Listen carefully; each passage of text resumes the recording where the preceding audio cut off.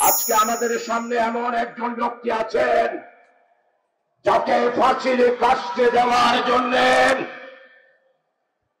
Awami fascist অন্যায়ভাবে রায় দিয়ে ফাঁসির কাস্টে নিয়ে যেতে চেয়েছিল জনাব এটিএম আজহারুল ইসলাম। কারাগার ভেদ করে ফাঁসির মঞ্চ থেকে বিজয় দেশের আজকে সম্মানিত ইসলামী আন্দোলনের আজহারুল ইসলাম 2009 সালে লাল লীগের ময়দানে বক্তব্য রেখেছিলেন। সেই বক্তব্য প্রত্যেকটি অক্ষরে অক্ষরে সত্যে প্রমাণিত হয়েছে। প্রিয় বৈষক, আজকে সারা বাংলাদেশে আন্দোলনের পক্ষে তথা আগামী দিনের ন্যায় ইনসাফ বৈষম্যহীন একটি ইসলামী রাষ্ট্রের পক্ষে গণজোয়ার সৃষ্টি হয়েছে। আর এই গণজোয়ার দেখে কিছু সংখ্যক রাজনীতিবিদ ষড়যন্ত্র শুরু করেছেন। আর আমাদের পার্শ্ববর্তী দেশ অতীতে যেমন বস্তা বস্তা টাকা আর অস্ত্র দিয়ে নির্বাচন বানচাল করতে চেয়েছিল, তারাও ষড়যন্ত্রে লিপ্ত হয়েছে।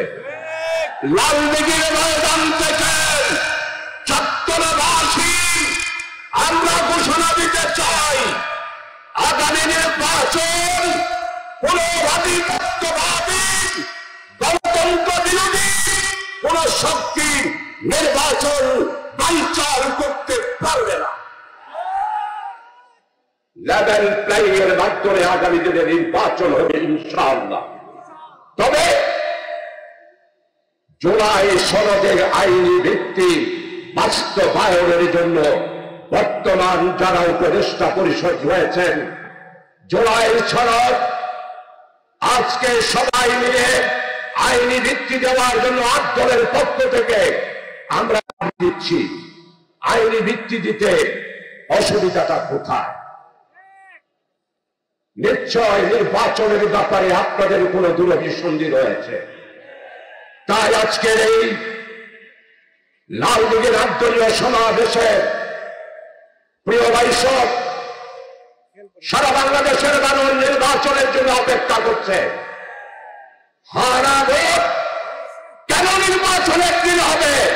আন্দোলন জোর দাবি করছেন পৃথক একটি দিনেই হারা ভোট দিতে হবে। যদি না হয় তাহলে নির্বাচনের দিন একটা হস্তক্ষেপের সম্ভাবনা রয়েছে। তাই আমরা জোর দাবি করছি পৃথক একটি দিনের মধ্যেই আমাদের জুলাই ভিত্তি বাস্তবায়নের মাধ্যমে নির্দিষ্ট একটা দিনের মধ্যে হ্যাঁ না জানাবো আমরা দাবি করছি। প্রিয় ভাই সভাসন, আগামী দিনে যে গণজোয়ার সৃষ্টি হয়েছে আন্দোলনের পক্ষে আমাদের সারা বাংলাদেশের আগামী দিনে ইসলামী রাষ্ট্র প্রতিষ্ঠা করার জন্য সারা বাংলাদেশের মানুষ আজকে ঐক্যবদ্ধ।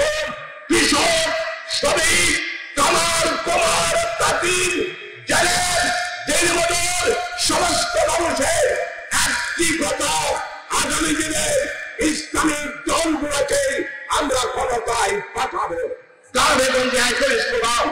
তাই আসুন ঐক্যবদ্ধভাবে আগামী নির্বাচনে আমরা অংশগ্রহণ করব।